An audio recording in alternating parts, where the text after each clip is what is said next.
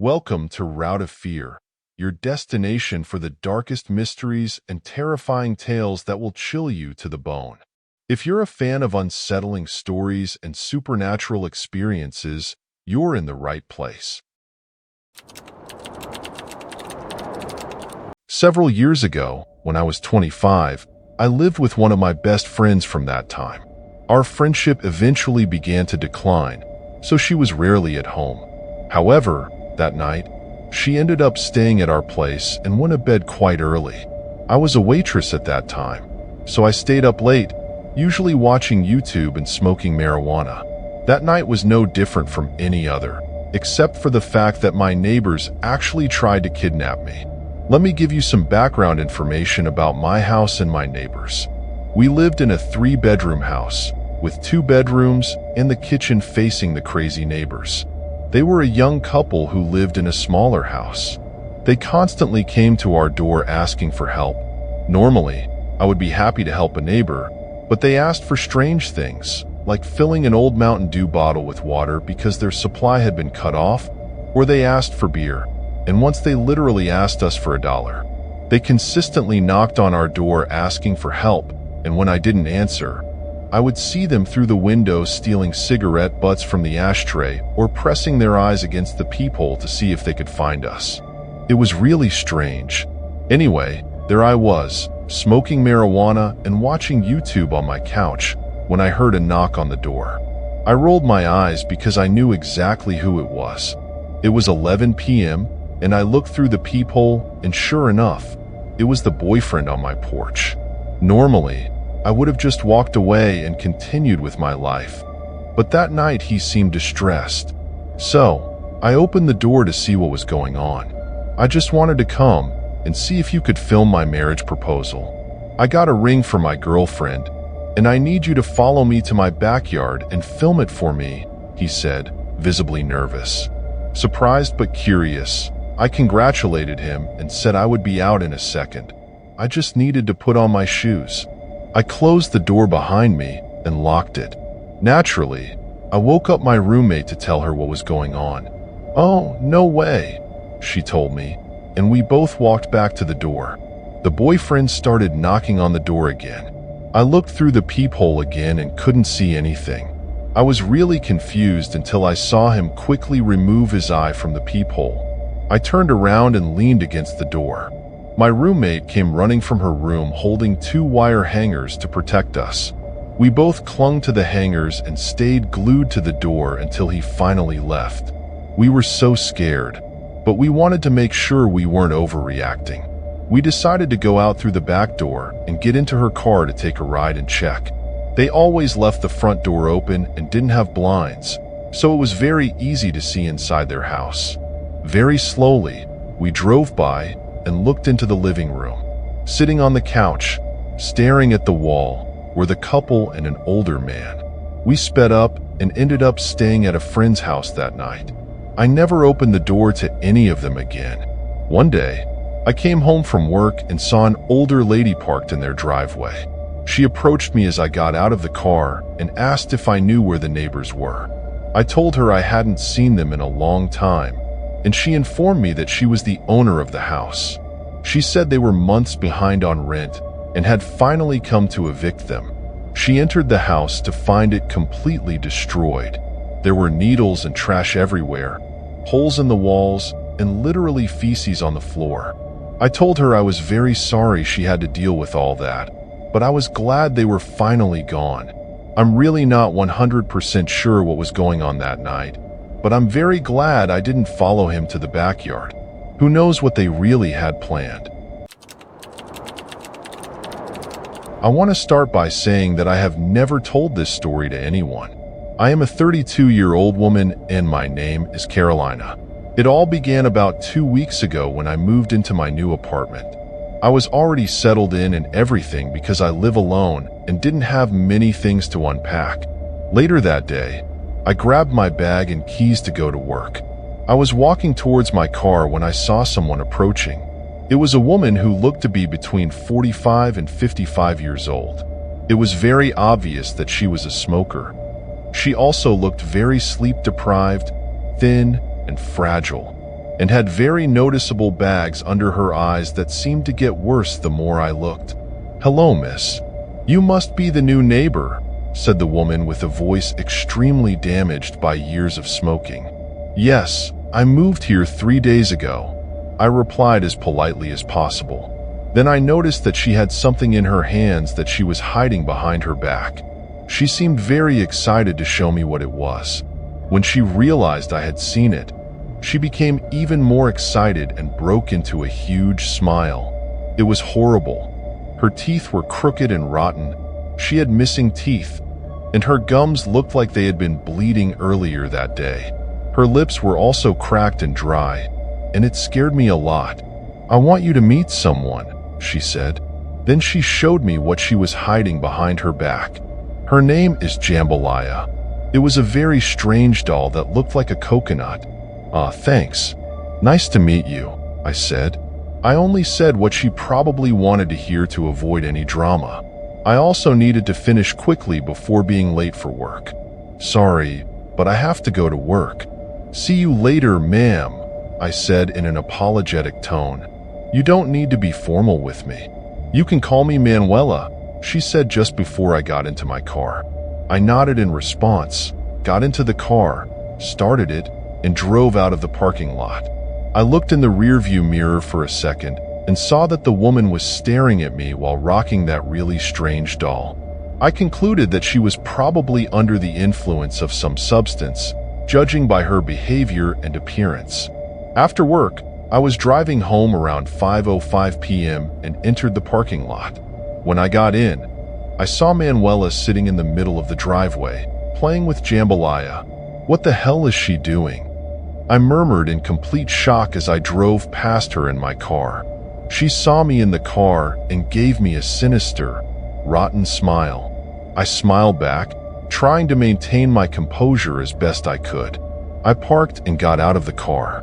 "Please don't come here.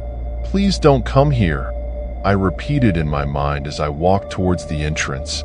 I avoided eye contact as best I could, but ended up looking at her because I heard her saying something and singing something. So I kept walking but also kept looking at her. "Jambalaya, Jambalaya, Jambalaya," she sang in a low, creepy voice. She was singing very slowly and kept repeating the name of the doll. I walked a little faster and, just before entering, looked back to see if she was still singing, but she wasn't. She was standing, holding the doll in one hand and the other over her heart, visibly upset for some reason. We stood there, staring at each other, for what seemed like hours. Then I snapped out of my trance, mouthed an apology, and entered my apartment. Now, looking back, as soon as I entered my apartment, I locked the door. Manuela really scared me, and I didn't want to be around her anymore. I mean, she wasn't hostile or anything, but she really gave me the creeps. I put my things down and walked to my room. I turned on the lights, dropped onto the bed, and sighed. Then I got up and started to clean up my mess. I walked to the window, a little scared of what I might see. There was no one, and I was really relieved. Part of me expected Manuela to be watching me from the window. I woke up at an uncertain hour and looked at the bedside table to grab my phone, realizing it was 4:30 a.m.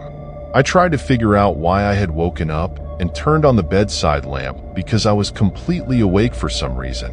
It was unsettling because I didn't understand what was happening. While lying in bed, I started hearing strange tapping noises and then froze. Being someone who always listens to horror stories and has become a bit paranoid, I started to get really scared. I really didn't know if I should get up and see what was happening or just stay in bed and wait for it to pass. The tapping stopped after about a minute, and I only heard whispers and something like murmurs. At this point, I was definitely scared but really didn't know what to do. Suddenly, everything went silent for a few minutes. I was still too scared to get up when suddenly my front door slammed shut very loudly. This scared me so much that I got out of bed very quickly, looking in every room, trying to figure out what the hell had just happened. I didn't see anything, so I started to get even more scared, thinking I was going crazy. The last place I checked was the bathroom, and I looked in the shower to see if someone was hiding there. To my surprise, there was something there, but it wasn't a human, and right after seeing it, I realized who had been in my apartment. It was the doll. I have no idea why someone would break into my apartment just to leave this stupid doll in my bathtub. It makes absolutely no sense, and I still have no idea why she did it. After this event, I realized how truly crazy and dangerous this woman was. How was she able to get into my apartment? And how long was she there? And what exactly was she doing besides leaving a doll in my bathtub? Later that morning, I looked around the apartment, trying to figure out how she had gotten in. After about 10 minutes of searching the apartment and checking every door and window, I noticed that the bathroom window was unlocked and even slightly open. This scared me a lot, and I immediately got angry at myself for forgetting something as important as locking all the doors and windows. I realized immediately that this was how she managed to get in, and she must have left through the front door because it was easier. I went to see the apartment manager and staff and explained everything that had been happening and how I might be moving soon because of this crazy person living next door. Fortunately, they understood my situation very well and said they would talk to Manuela about what had happened. They offered me the next month's rent for free if I stayed. I decided to accept the offer since I had recently moved in and didn't have much money at that time. About a week later, with nothing else happening, I heard from the apartment staff that Manuela was being arrested and possibly sent to a psychiatric hospital. They explained to me that after the manager tried to talk to her about what was going on, she confessed to breaking into my apartment, then got furious and denied everything. She had a mental breakdown and took it out on the manager just because he tried to talk to her about her actions. This led to her becoming aggressive and being arrested. I must say I was quite happy with the news of her arrest because it meant I didn't have to worry about her anymore, and it gave me a lot of hope for my new apartment. I threw that doll away and decided to move on with my life. After experiencing all that hell, I never want to go through something like that again. I am a woman in my 20s, and I moved out to live alone for the first time about 2 years ago. I haven't had much contact with my neighbors and always felt a bit uncomfortable because nobody around cares about me.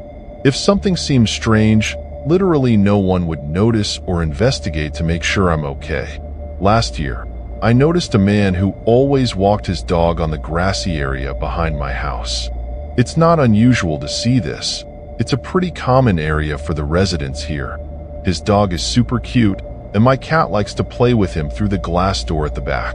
They would chase each other back and forth and put their paws on the glass. Really adorable things. Well, one day, I was outside, and his dog came running to the porch, happy to get some petting and greet his feline friend, my cat. This was the first time I really talked to this neighbor. Let's call him Caesar. Caesar seemed decent enough, and we got along well. We started hanging out quite often in a short period because I smoke, and he always took his dog out for a walk. Plus, it was summer, so we always ran into each other quite often. Most days, we would spend an hour or more after work just talking. This lasted a few weeks.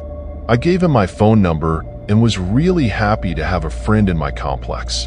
Now I should say that he was clearly very interested in having a romantic relationship with me or being friends with benefits.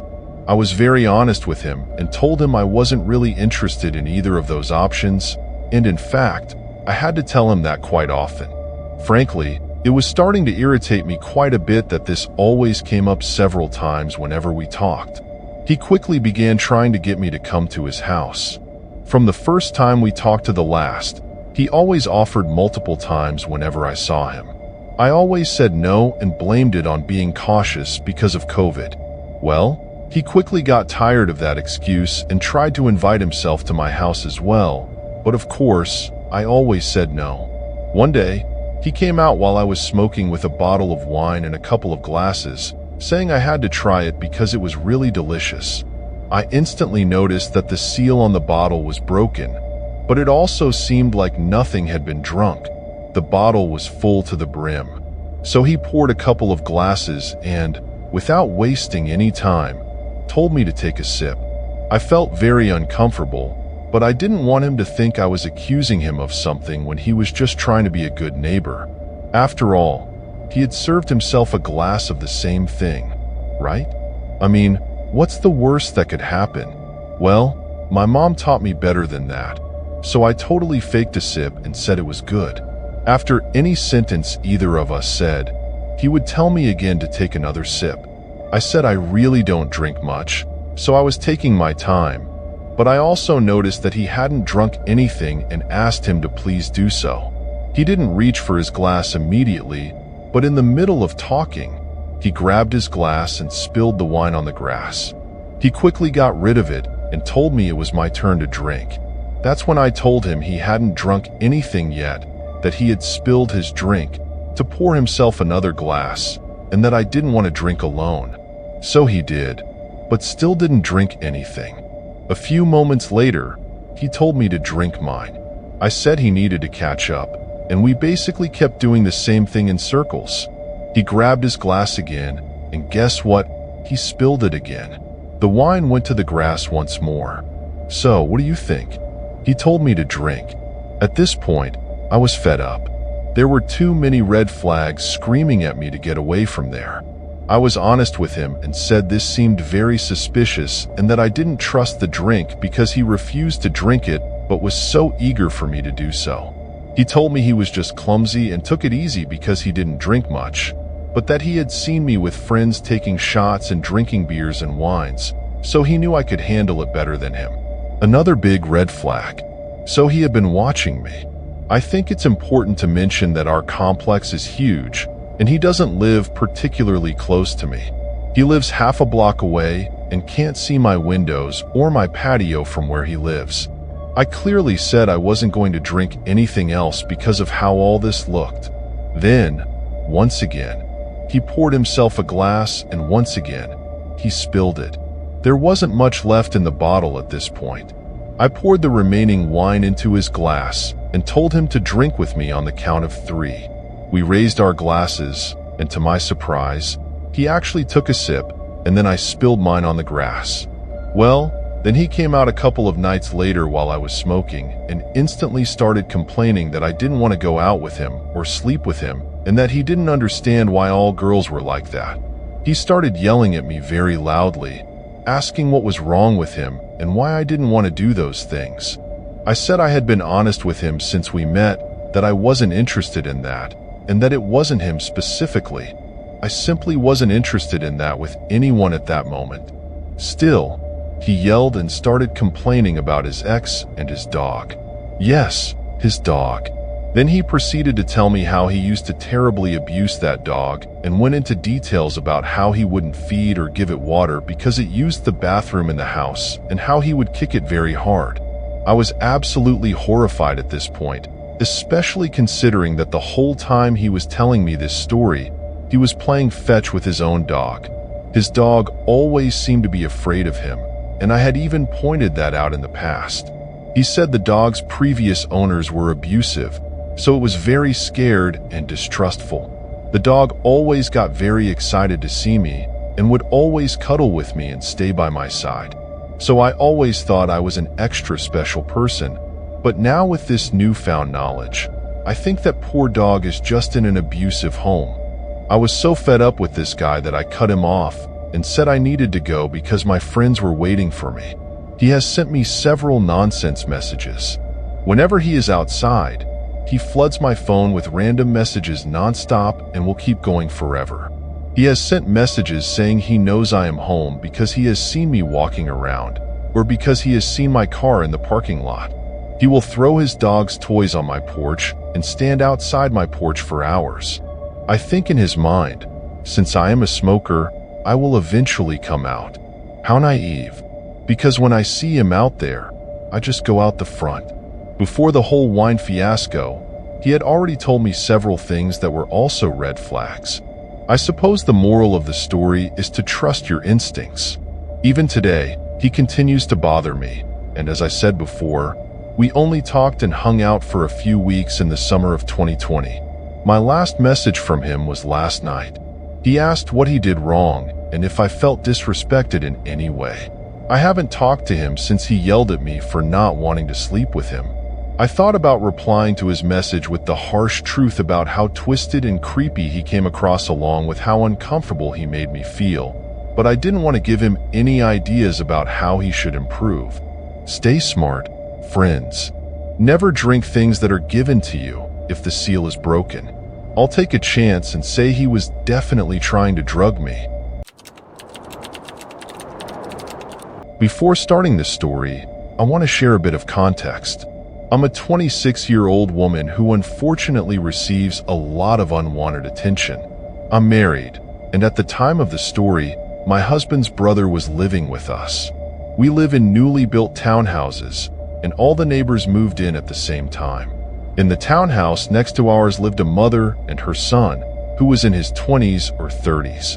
Next to them lived another young couple, whom we'll call Felipe and Ines. We became friends with them because we're in the same age group. This happened a little over a year ago, and we noticed that the mother and son had a guest staying with them. We didn't think much of it. One morning, I was walking my dog, and as soon as I stepped outside, I started smelling cigarettes, but I didn't think much of it because my brother-in-law smokes. In front of our house, there's a large undeveloped lot, and I always take my dog for a walk there every morning. When I arrived, I heard someone behind me saying, "You look really lovely today."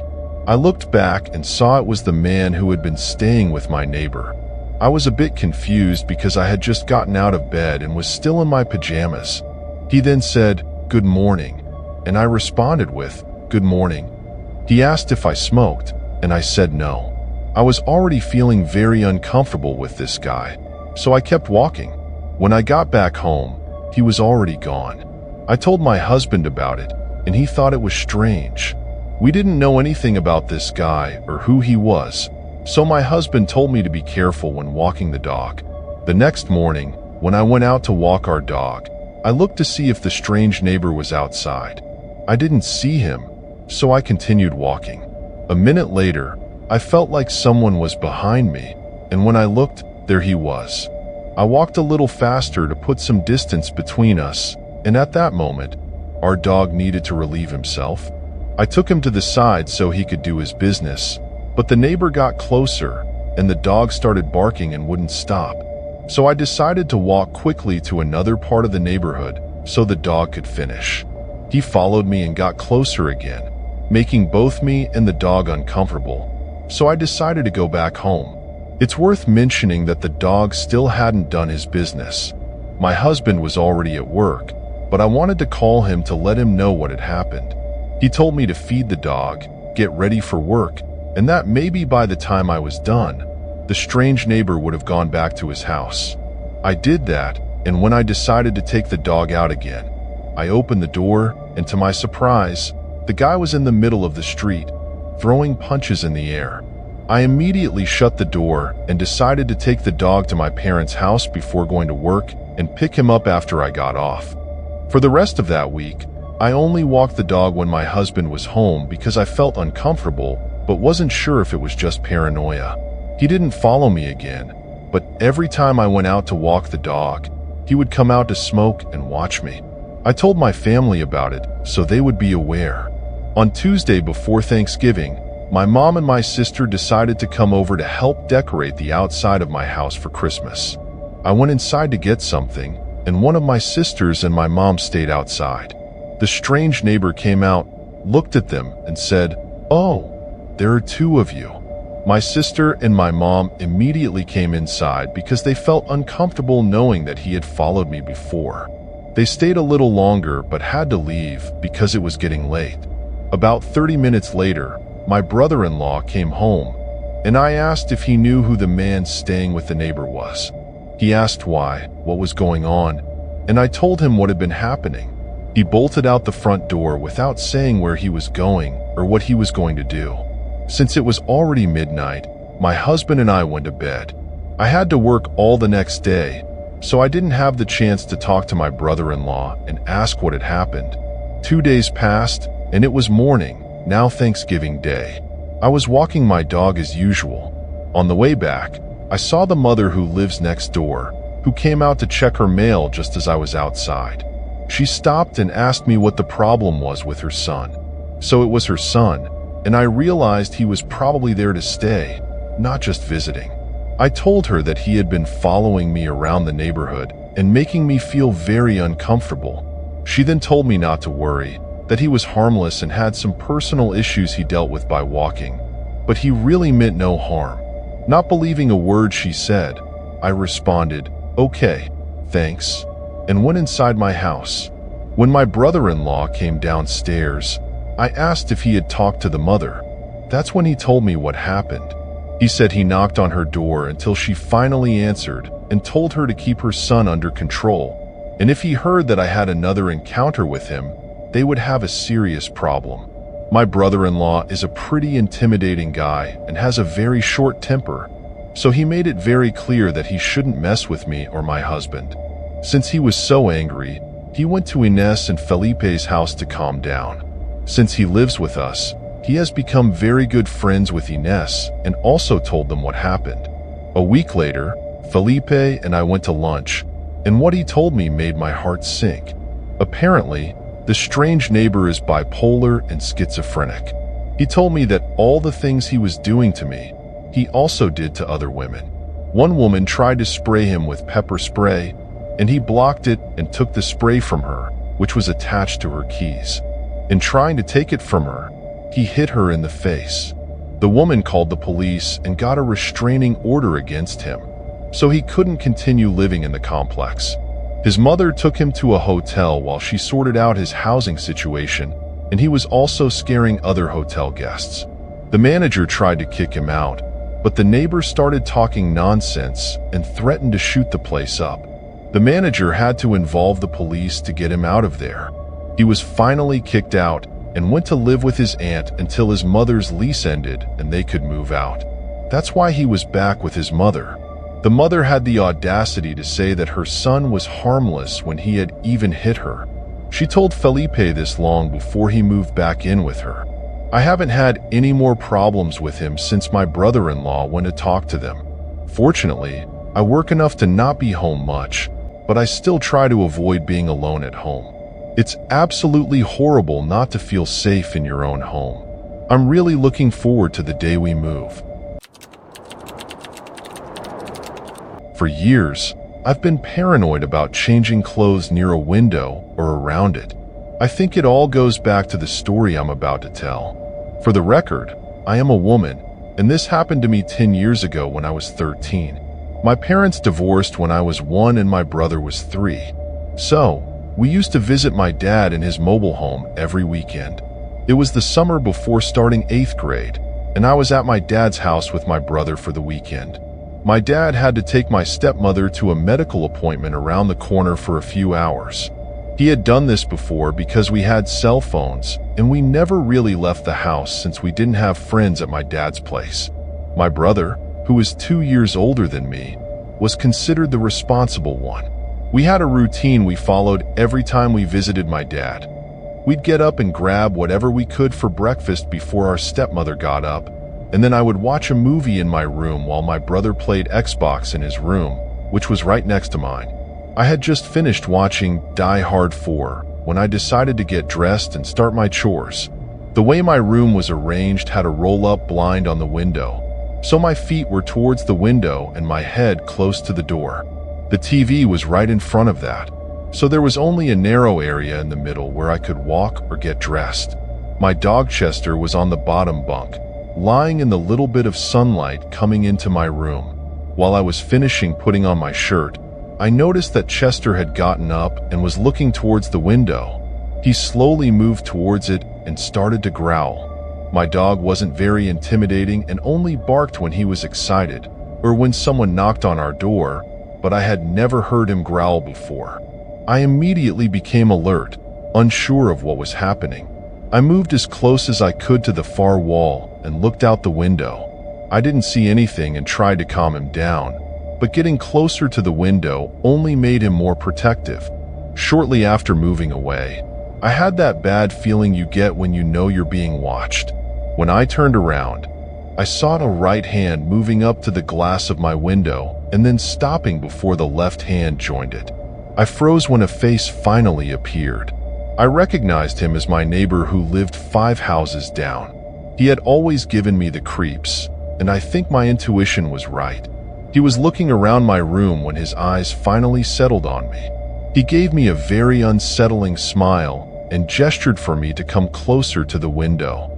I just shook my head and reached for the baseball bat I had on the wall. My dog was going absolutely crazy seeing this guy looking at me, now growling and throwing himself against the window. The man tried to slide my window open, and that's when I screamed for my brother.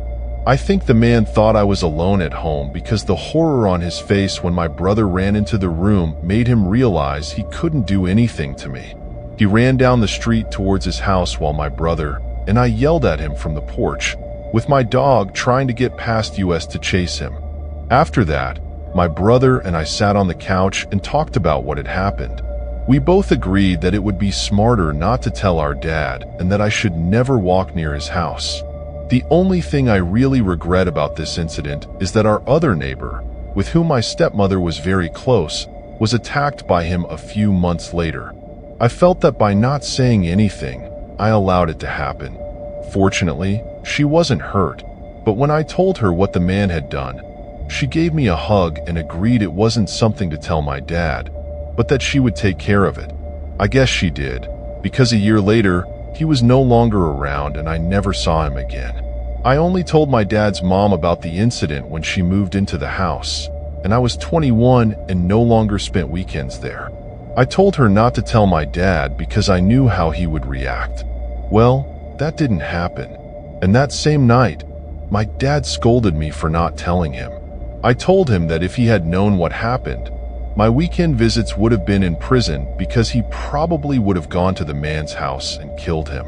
He agreed but wanted me to tell him and my stepmother the whole story. Even though this happened so long ago, I'm still very scared of seeing him again, of him ending up as a dot on a map near my house, or of waking up to find him looking through my window. Because of this event, I've become a very paranoid person. Every time there's a small noise near the window while I'm getting dressed, I'm not lying, I'm always reaching for something to fight for my life. If it weren't for my dog and how quickly I got dressed, I really don't know what that man would have tried to do to me or what he would have seen when he looked through my window. To everyone out there, please stay vigilant and always trust your instincts.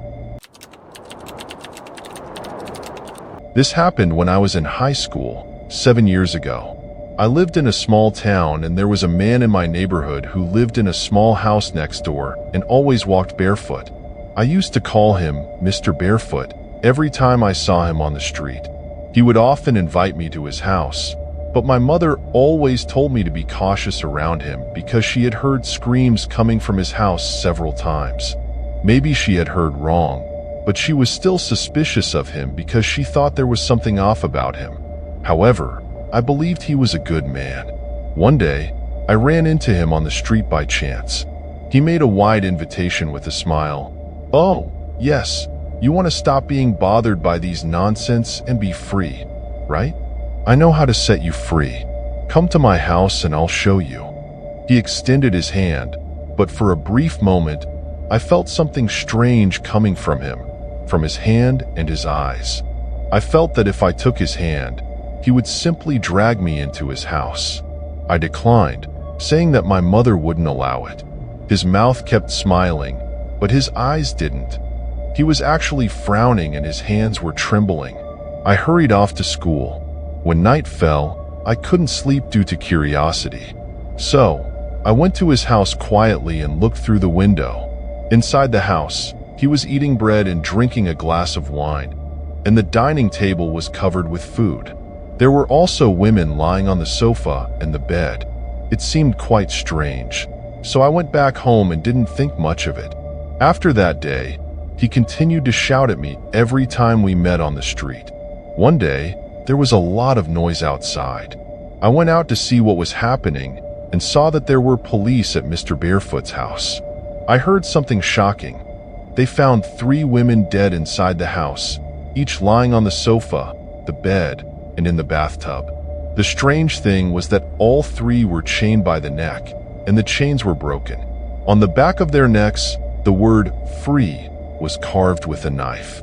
I heard Mr. Barefoot yelling at the police, "They're finally free, thanks to me." The police handcuffed him and took him away.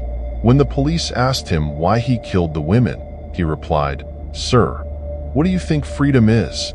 Only death is truly freedom, which all human beings desire." That's exactly what I gave them. Maybe people think I'm a criminal, but I don't care because I know what I did was the only way to help them find true happiness. According to the investigation, he kidnapped the women, bound them with iron chains, and cut the chains by striking them. The women died while he did this. It's no surprise that he was sent to prison. However, after a while, I received a letter from him. Here's what the letter said. "I'm sorry for being locked up here and not being able to kill you because I can't get out. I will send my messenger to kill you in my name. I know this is the only way to free you, little one. Believe me, and you will find true happiness when you finally meet my messenger. Surrender to him. He will end your life in the blink of an eye, without pain. I can't wait to see you free, even if it's just in a photograph. Until then, take care." After reading the letter, I called the police immediately, screaming. My father even hired a bodyguard for me. A few days later, a man actually broke into my house, strangled the bodyguard with an iron chain until he was unconscious, and then attacked the bodyguard's neck while he was completely absorbed. The police finally arrived and took the criminal away. The bodyguard was terribly injured. The criminal was identified as a friend of Mr. Barefoot. It was so horrible that, just a few days later, my family and I moved immediately. It's been 7 years, and fortunately, nothing has happened to me so far, but deep down, I am still terribly scared and fearful that he might send me a letter again. When I was 7 years old, my parents told my siblings and me that we were moving to a new house. It was exciting to find out that the house was much larger than the one we had at the time, which was great because I have a large family. The house was in a rural area and close to a forest. We finished unpacking, and everyone was happy with the new house about a month after buying it. I ended up sharing a room with my sister, whom we will call Annabella, which was fine for both of us. In our room, there was a large window that covered almost the entire wall. My bed was in front of it. I noticed something was a bit strange when, after about 3 weeks of being settled in, we started hearing knocks on the window late at night. I attributed it to a bat or something like that, but I was mistaken. This happened approximately every 2 days, at any time between 9 and 10 p.m., and I know it wasn't just my imagination because Annabella also heard it, and even my cat would get scared sometimes. If he was sleeping in my bed, he would curl up against my chest when he heard the knocks, which made me feel safe. A few years went by with the same thing happening, and when I was about 10 years old, I continued hearing the knocks, but I also started hearing scratches, not like those of a mouse, but as if someone was dragging their nails against the window. This scared me, but every time I looked to see if there was something, I saw nothing. I slept with my cat every night, but eventually, he stopped sleeping with me because it bothered him, and also Annabella had gotten her own room, so I was alone. I was tired and sad because my cat no longer slept with me. Eventually, I told my parents about what was happening, but they said, "Oh, you're just imagining things. Stop exaggerating." This frustrated me a bit, but mostly it saddened me because they immediately dismissed my concerns. I even started sleeping on the living room couch, but that didn't help, as the knocks and scratches began happening in the living room.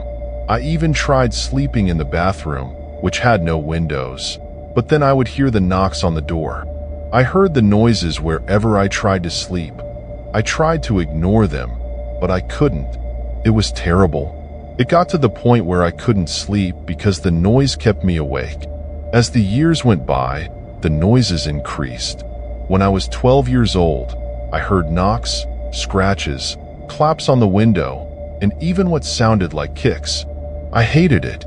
One day, when I was 13, however, there was a whole week with no noise. A week turned into a month, and a month into a whole year. It was great. I had much more energy because I was sleeping more and was happier because my cat was sleeping with me again. Everyone noticed a change in my personality and thought it was great. So, no one asked me about anything. One afternoon, my younger brother, whom we will call Jose, and I were playing with a soccer ball in the backyard. We were just kicking it to each other and joking around when I accidentally kicked the ball too hard, and it went far into the forest. Jose and I went to look for it, but we couldn't see it or find it anywhere. We were getting quite far from the house, so I said we should go back. "Wait, look," Jose said. I looked where he was pointing and, downhill, we saw a small wooden cabin with a man in the front yard, holding our soccer ball. Jose said we should ask him to return it, but I felt a bit uncomfortable with the idea. I said we should go back, but while I was turning around, Jose ran down the hill shouting, "Hey, you have our ball." I had to run after him, and once we were down there, we were in the man's yard. "Oh, sorry, I didn't know it was yours. It just rolled into my yard," said the man, sounding very friendly.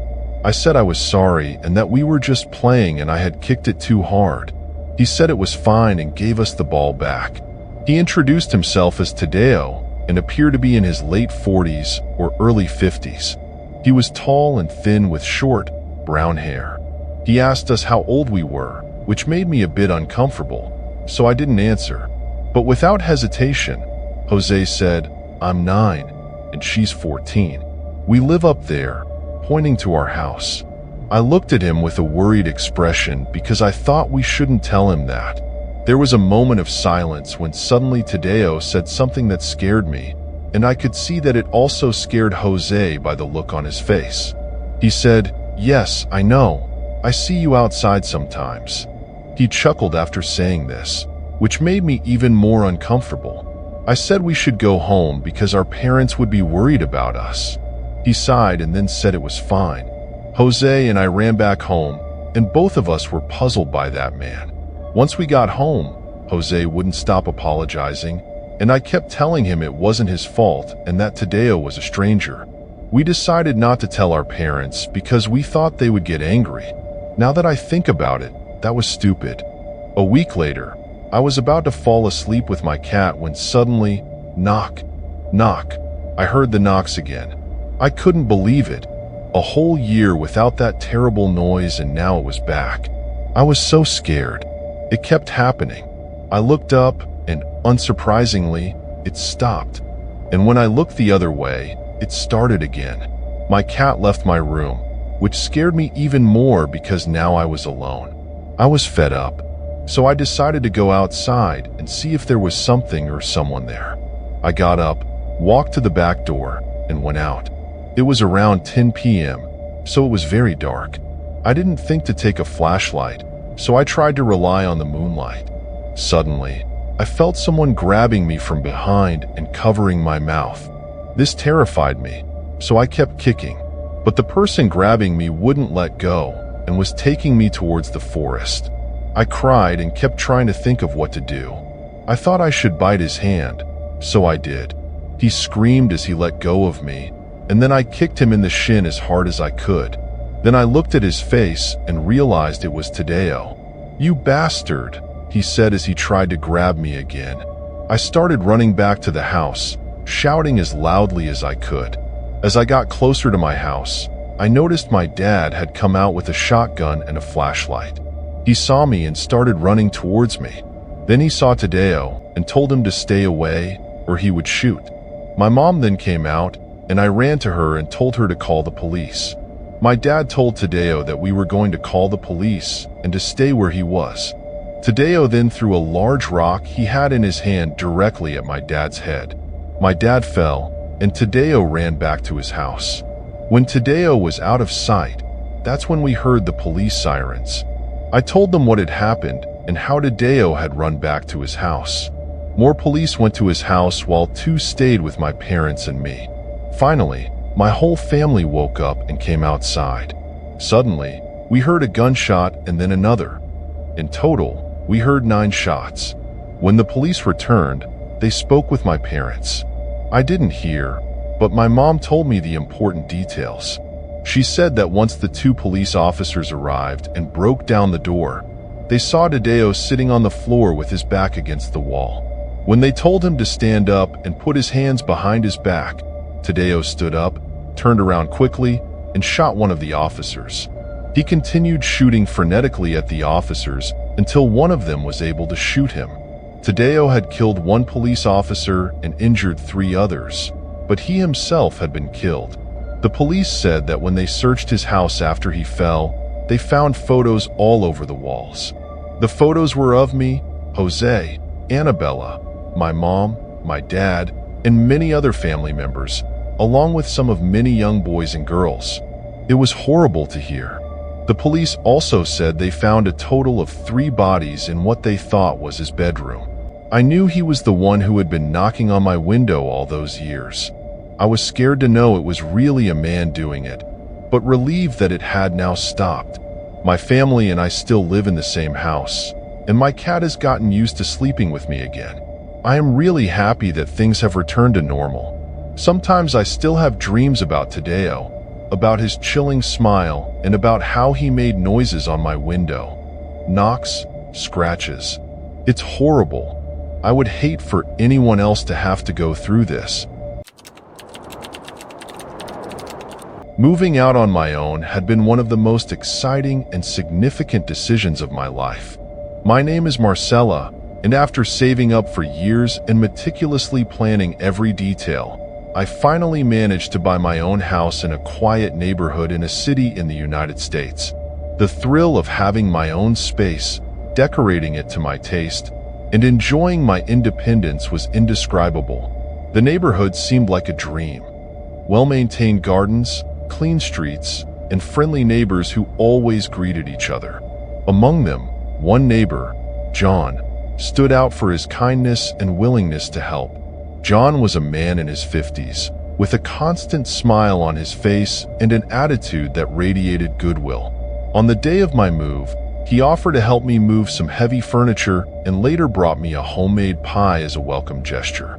He was the kind of neighbor everyone would want, always ready to lend a hand and share a pleasant conversation.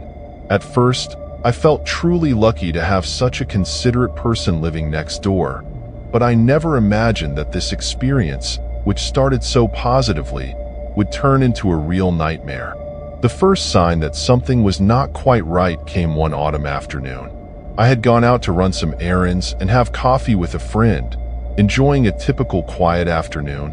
When I returned home, I noticed something that unsettled me. The back door, which I always locked for security, was slightly open.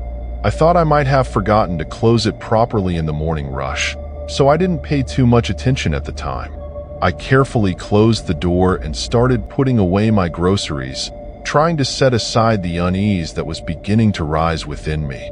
However, after a while, I started hearing strange noises. They were subtle sounds, as if someone were moving inside the house. My first thought was that it might be some trapped animal, maybe a cat or a squirrel, but the noises were too precise and rhythmic, more like footsteps than the erratic movements of an animal. I decided to check the house, starting with the ground floor. Everything seemed in order. The furniture in place, the windows closed, but the noises continued increasing. My discomfort grew, and with my heart racing, I went up to the second floor, checking each room thoroughly.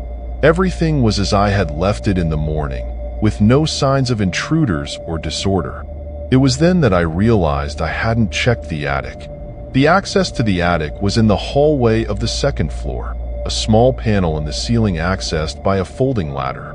Despite my growing anxiety, I knew I needed to check that last place to calm myself. I climbed the ladder carefully, trying not to make noise, while my mind filled with terrifying thoughts. When I opened the attic panel and peeked in, I saw something that froze me in place. In the dim light of the barely illuminated attic, illuminated only by the light coming from the hallway, was John, my friendly neighbor, hunched over and looking at me with a disturbing smile on his face. I couldn't help but let out a stifled scream, feeling the blood freeze in my veins. Before I could react, John lunged at me with an unexpected speed.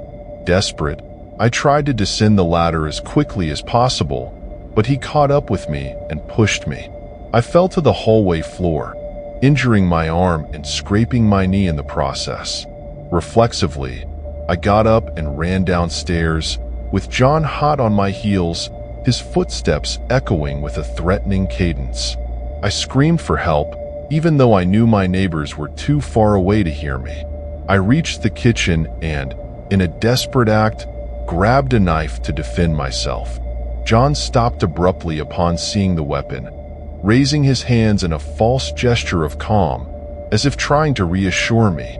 "Marcella, I just wanted to talk to you," he said in a voice so calm it was chilling, almost mocking.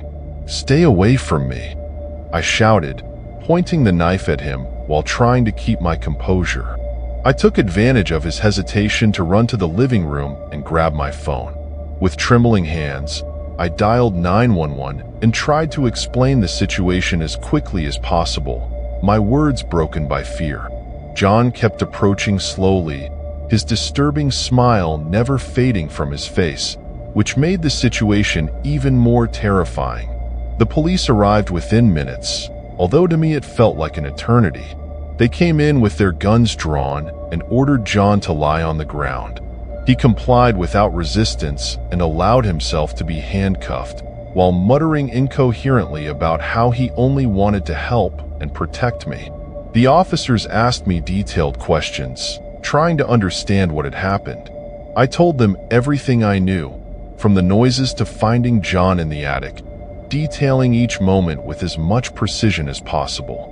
It was then that John began to fabricate a story about how he had heard noises in my house and thought someone had broken in. So he decided to investigate on his own to make sure I was okay. Despite the absurdity and implausibility of his story, the police decided to take him in for dementia tests and to assess his mental state. They assured me that they would keep him under surveillance, which gave me a small sense of relief. However, to my horror, the next day John was back in his house as if nothing had happened. The police had deemed him mentally unstable, but not dangerous, and allowed him to return to his home with the warning to stay away from me. I couldn't bear the thought of living next to someone so disturbed and dangerous, so I made the difficult decision to move to an apartment in the city.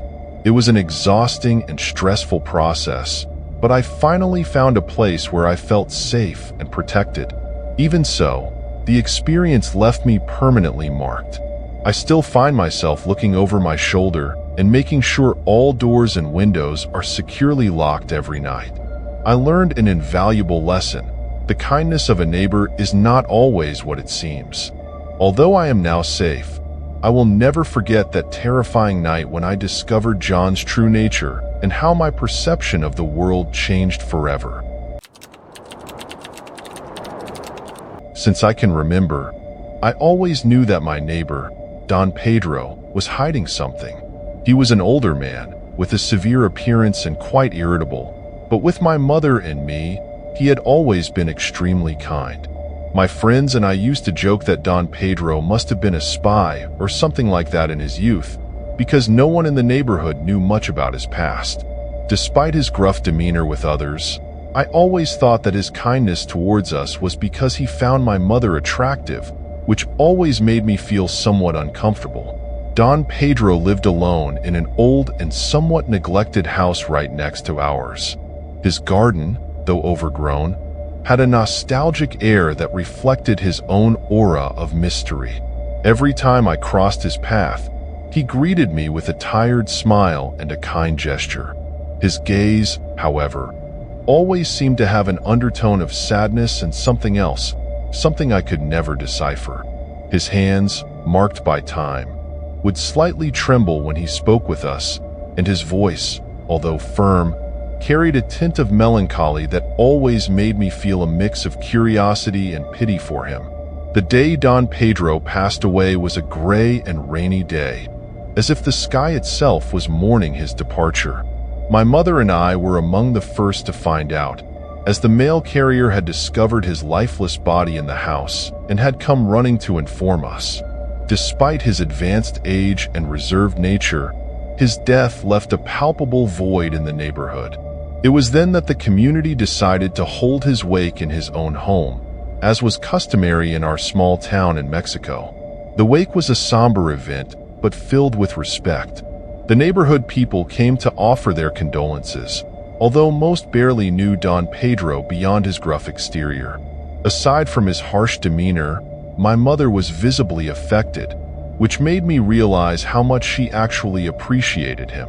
As the afternoon progressed and the house filled with respectful murmurs and whispers, I found myself wandering through the hallways of Don Pedro's house, driven by a mix of curiosity and a strange sense of urgency. I decided to go up to the second floor, where his bedroom was, a place that had always piqued my curiosity, but to which I had never had access. I climbed the creaky wooden stairs, trying not to draw attention from the others. Upon reaching his door, I pushed it open slowly and found a dark and dusty room full of forgotten memories. There was an air of abandonment and sadness in the place, as if each object held an untold story. The heavy, faded curtains were partially closed, letting in only a beam of light that illuminated floating dust particles in the air. I began to search through drawers and closets, trying to find something that would explain the mystery that always surrounded Don Pedro. I opened the first drawer and found old letters tied with a faded string, all addressed to people whose names I didn't recognize. There were sepia photographs of places I had never seen, rural landscapes and old buildings that seemed from another time. After a few minutes of fruitless searching, my eyes fell on an old wooden box hidden under the bed. I carefully pulled it out and sat on the floor, opening it with trembling hands. Inside the box, I found a treasure trove of memories, old photos, yellowed documents, and carefully preserved letters. The first photo I took left me frozen. It was a black and white image of a young woman I instantly recognized. It was my grandmother, Etna. The photograph showed my grandmother in her youth, with a radiant smile and eyes full of life. Around her were other photos of my mother, from childhood to youth, all taken without her knowing. I felt a lump in my stomach as I continued to review the contents of the box. Each photo, each document seemed to point to a truth I had never considered possible. There were photos of my mother playing in a park, on her first day of school, at her 15th birthday party.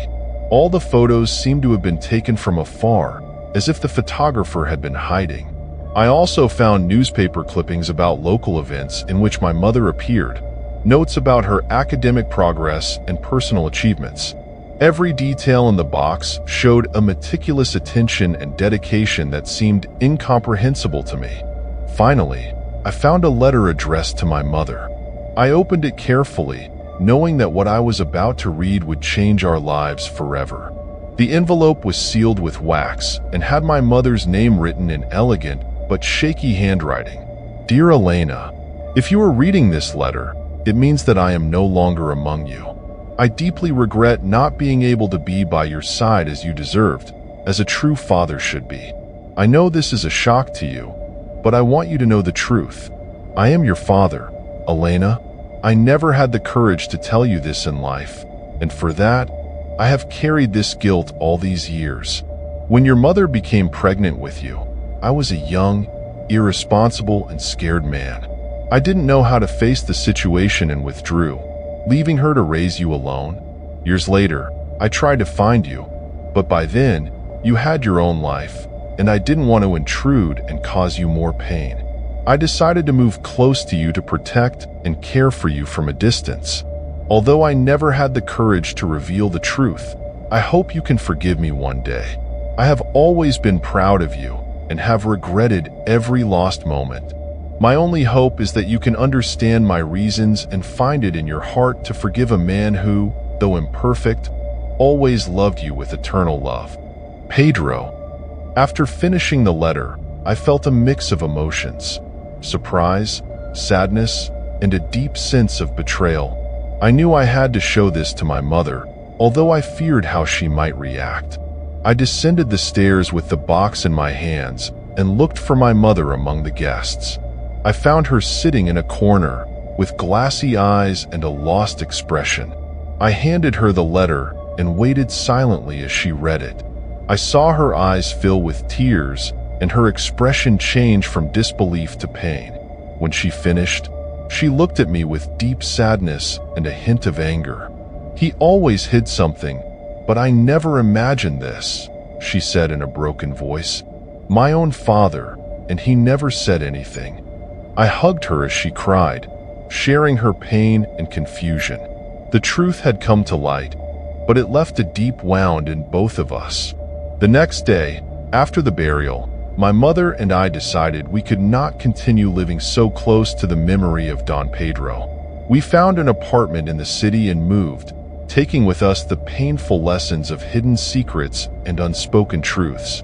Although we never fully understood Don Pedro's reasons, we learned to move on, healing little by little. The experience taught us that sometimes the people we think we know can hold secrets we never imagined, and that the truth, no matter how painful, always finds a way to come to light. Over time, my mother managed to forgive Don Pedro, although the pain of his absence and the unspoken truth remained as a shadow in our lives. Whenever I pass by our old house, I can't help but remember those days of uncertainty and revelations.